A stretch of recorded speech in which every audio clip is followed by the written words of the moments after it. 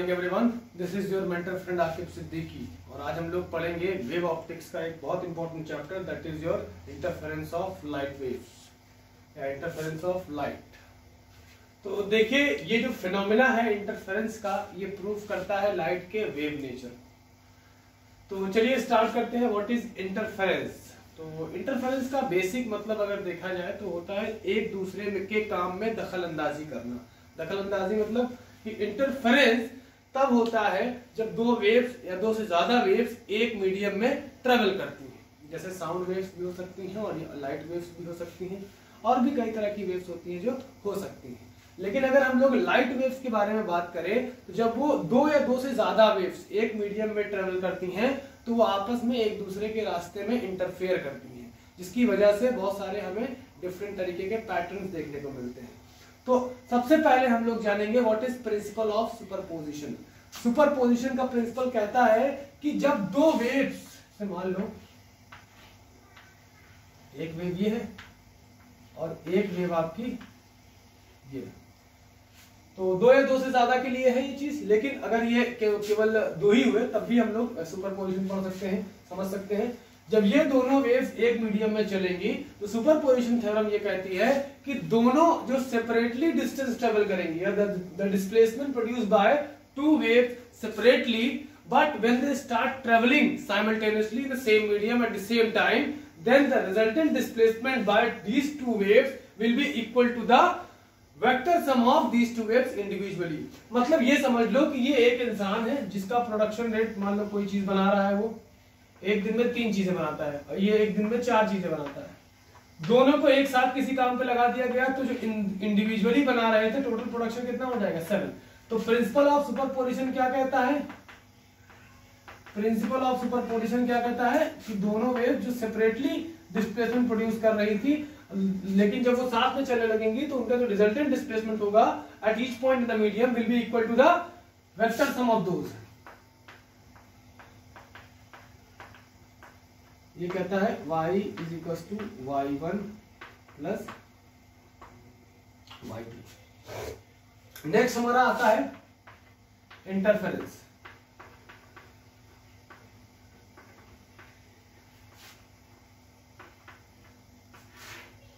तो आप ये समझिए कि इंटरफेरेंस का मतलब होता है कि the redistribution of the intensity of light. जैसे मान लो कि एक साइक्लिस्ट है,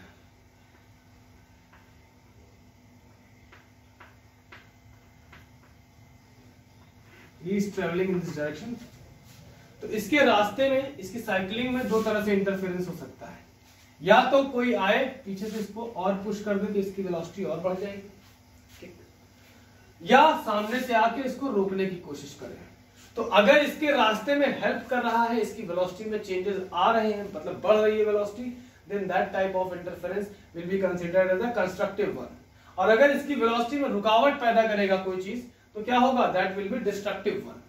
तो वैसे ही लाइट्स होती है, जब दो या दो से ज्यादा लाइट सेम मीडियम में ट्रेवल करती हैं तो उन दोनों के सुपर इम्पोज होने की वजह से एक नई तरह की वेव बनती है, या कह सकते हो कि उनकी इंटेंसिटी में रिडिस्ट्रीब्यूशन हो जाता है। इसको दूसरे तरह से समझ सकते हैं कि जैसे एक ग्लास में कोल्ड वाटर रखा हुआ है, ठंडा पानी रखा हुआ है, ठीक है, उसमें हमने गर्म पानी मिला दिया, तो वहां पे क्या होता है? There is a redistribution of heat. Heat क्या होती है? रिडिस्ट्रीब्यूट होती है। तो ओवरऑल हमें एक नेट टेम्परेचर मिल जाता है। जैसे मान लो ये ग्लास है, इसमें कोल्ड वाटर रखा है मान लो, और ऊपर पे हॉट वाटर डाला गया, तो बहुत कम वक्त में ही इनका क्या होता है? हॉट वाटर और कोल्ड वाटर का रिडिस्ट्रीब्यूशन होकर एक नॉर्मल टेम्परेचर मिल जाता है हमको, ठीक है। तो वही चीज यहाँ पे भी है कि जब दो या दो से ज्यादा लाइट आपस में सुपर इम्पोज करती हैं तो क्या होता है कि उनकी इंटेंसिटी का रिडिस्ट्रीब्यूशन हो जाता है, that is called as your interference of light. तो अब हम लोग पढ़ेंगे क्या, इतना आप लोग अगर चाहे तो नोट कर ले, बहुत छोटा सा है।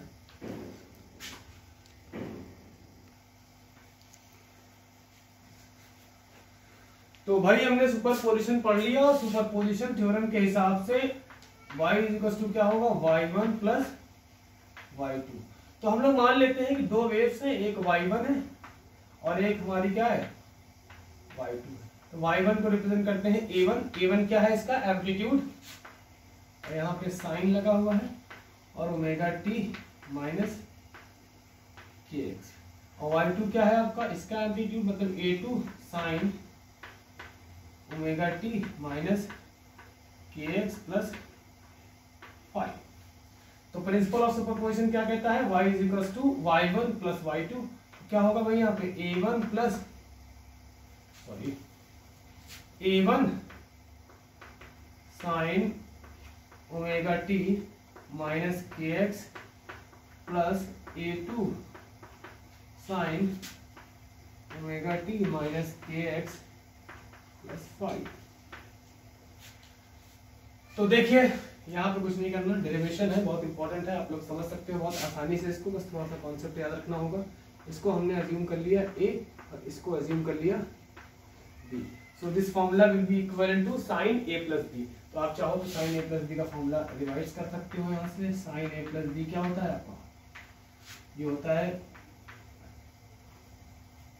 आपका sine a cos b plus cos a sine b, और a और b जो माना उनके रिस्पेक्टिव जगहों पे रख देते हैं। तो यहाँ पे चलिए हम लोग शुरुआत करते हैं। y इज इक्वल टू क्या होगा a1 और sine omega T minus kx as it is रखा है प्लस a2, और यहाँ पे ब्रैकेट लगाते हैं। साइन a प्लस b क्या होगा, sine a cos b, note करिए जरा।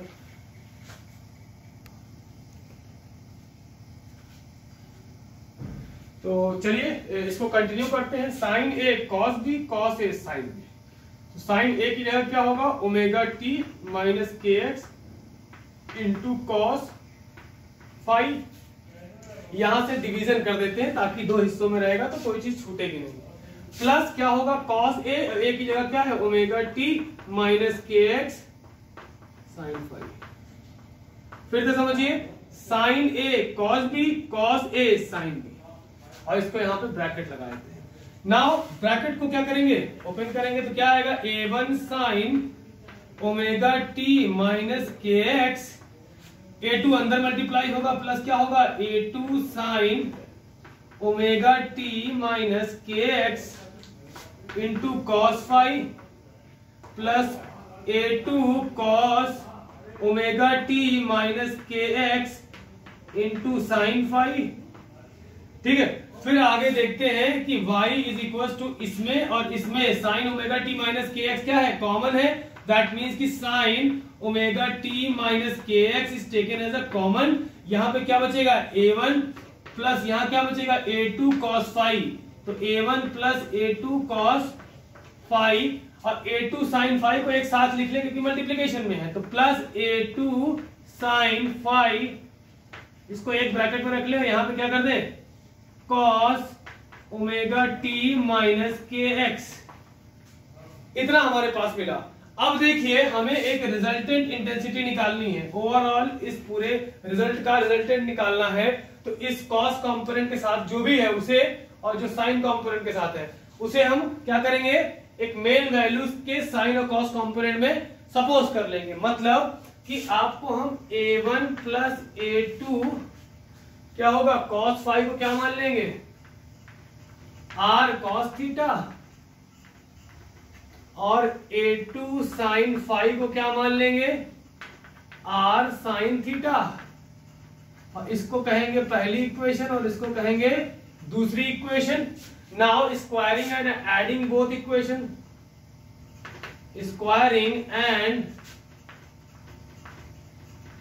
Adding first and second equation. तो इधर स्क्वायर तो इधर भी स्क्वायर, इधर स्क्वायर तो इधर स्क्वायर, इधर वाला इधर से ऐड, इधर वाला इधर से ऐड। तो क्या मिलेगा, आप देख सकते हैं कि a1 plus a2 cos phi का whole square plus a2 sin phi का होल स्क्वायर, और इधर क्या हो जाएगा, r square cos square theta plus r square sin square theta.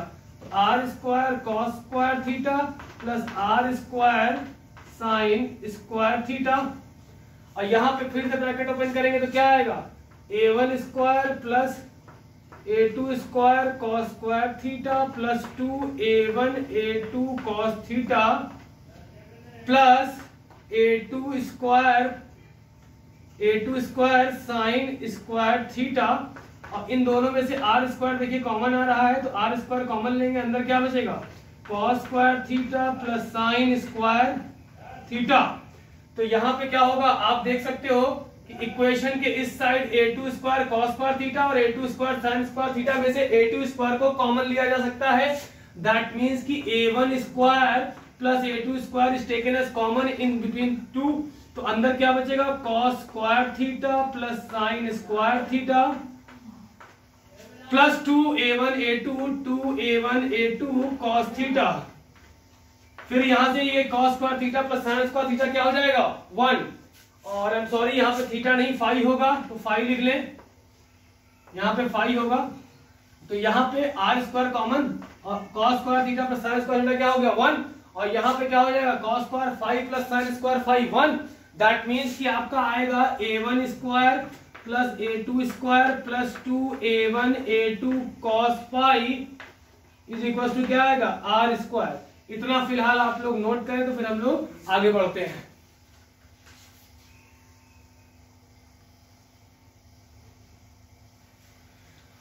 चलिए, तो इस इक्वेशन को ऐसे लिख लेते हैं कि R square is equal to a1 square plus a2 square plus 2a1 a2 cos phi.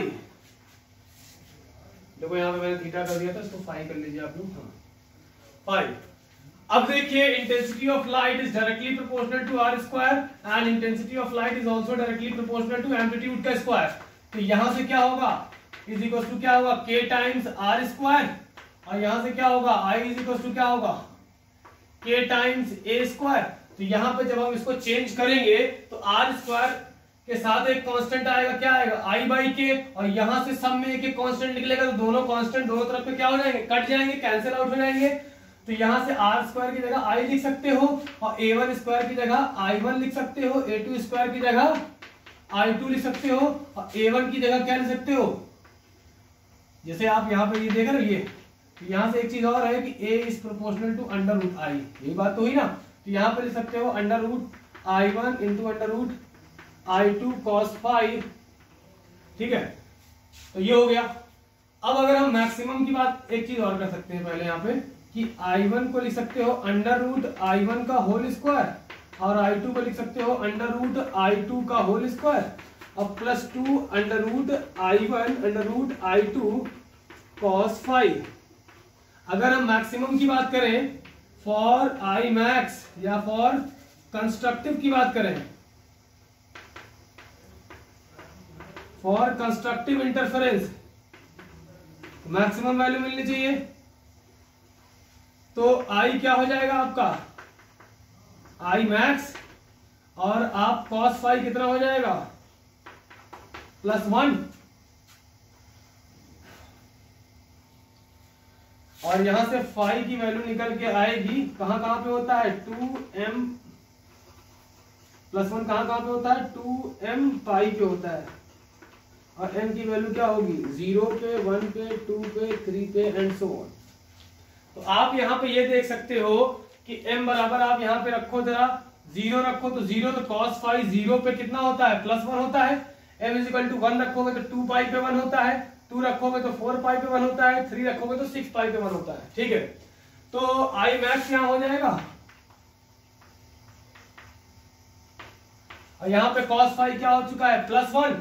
तो यहां से आपको क्या मिलेगा a square plus b square plus 2ab, क्योंकि cos फाई +1 हो गया, तो a प्लस b का होल स्क्वायर।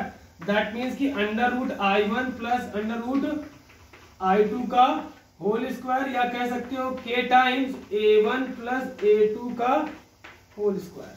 तो ये मिल गई आपको मैक्सिमम वैल्यू या कंस्ट्रक्टिव इंटरफेरेंस की वैल्यू। ठीक है, इसे नोट करें आप लोग।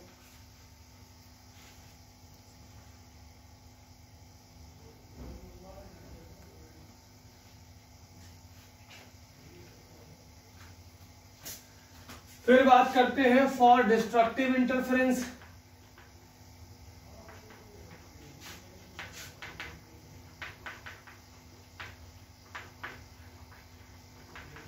हमारा I क्या हो जाएगा मिनिमम हो जाएगा, I tends to I minimum. ठीक है, तो cos फाई कितना होना चाहिए, cos फाई होना चाहिए आपका मिनिमम वैल्यू क्या होती है -1, मिनिमम वैल्यू -1 होती है। तो यहां से आपको फाई कहां कहां पे मिलेगा, 2m-1 पाई पे, 2m-1 पाई पे 2 पे।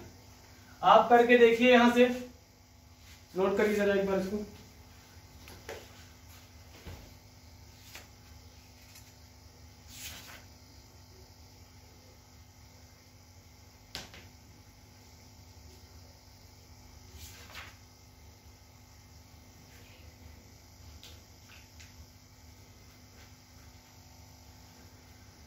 ये 2 नहीं रहेगा, और यहाँ पे जो पाई की वैल्यूज मिलेंगी आपको, वो मिलेंगी पाई,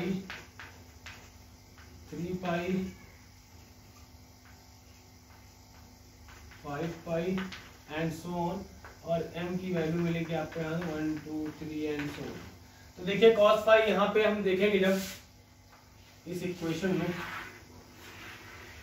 cos फाई जब -1 हो जाएगा तो क्या बनेगा, a² + b² - 2ab, cos phi -1 हो गया।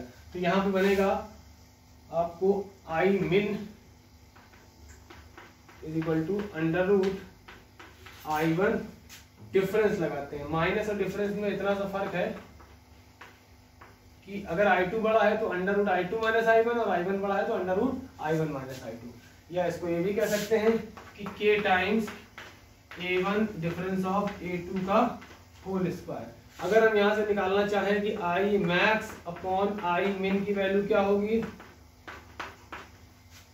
तो ये आएगा √ में I1 प्लस √I2 का whole square upon √I1 difference of √I2 का होल स्क्वायर, या कहें कि k times A1 plus A2 का whole square upon k times A1 difference of A2 का होल स्क्वायर। तो फाइनली k और k यहां से कैंसिल आउट हो जाएगा, तो I max upon I min कितना हो जाएगा, √ में I1 प्लस √ में I2 का होल स्क्वायर अपॉन √ में I1 डिफरेंस ऑफ I2 का √ में whole square = A1 plus A2 का whole square upon A1 difference of A2 का होल स्क्वायर। इंटेंसिटी और एम्पलीट्यूड के बीच का रिलेशन यहाँ पे आ चुका है, तो आप लोग इसे नोट करें तो फिर हम लोग आगे बढ़ते हैं।